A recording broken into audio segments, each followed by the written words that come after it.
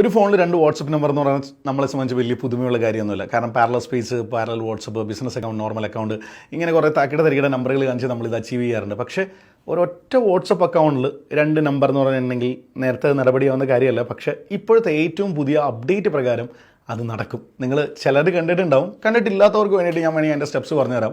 നേരെ സെറ്റിങ്സിൽ പോവുക, അക്കൗണ്ട് ടച്ച് ചെയ്യുക. അക്കൗണ്ട് ടച്ച് ചെയ്യുമ്പോൾ ആഡ് ആൻ അക്കൗണ്ട് എന്നുള്ളൊരു ഓപ്ഷൻ വരും. ആഡ് ആൻ അക്കൗണ്ടിൽ പ്രസ് ചെയ്യുക. ദെൻ നിങ്ങളുടെ എക്സിസ്റ്റിംഗ് അക്കൗണ്ട് പ്ലസ് താഴെ ഒരു പ്ലസ് ഐക്കൺ കൂടി വരും, അവിടെ പ്രസ് ചെയ്യുക. ദെൻ എഗ്രി ആൻഡ് കണ്ടിന്യൂ കൊടുക്കുക. എങ്ങനെയാണോ നോർമലി നിങ്ങളൊരു വാട്സപ്പ് ലോഗിൻ ചെയ്യണം അതേപോലെ തന്നെ നമ്പർ അടിച്ച് OTP അടിച്ച് ലോഗിൻ ചെയ്യുക. അങ്ങനെ നിങ്ങൾക്ക് ഈ പറഞ്ഞ സാധനം സിമ്പിളായിട്ട് അച്ചീവ് ചെയ്യാൻ പറ്റും. ഇങ്ങനെ ചെയ്ത് കഴിയുമ്പോൾ നിങ്ങൾക്ക് നിങ്ങളുടെ ഒരൊറ്റ അക്കൗണ്ടിൽ രണ്ട് നമ്പറുകൾ ചുമ്മാ സ്വിച്ച് ചെയ്ത് അങ്ങോട്ടും ഇങ്ങോട്ടും യൂസ് ചെയ്യാൻ പറ്റും.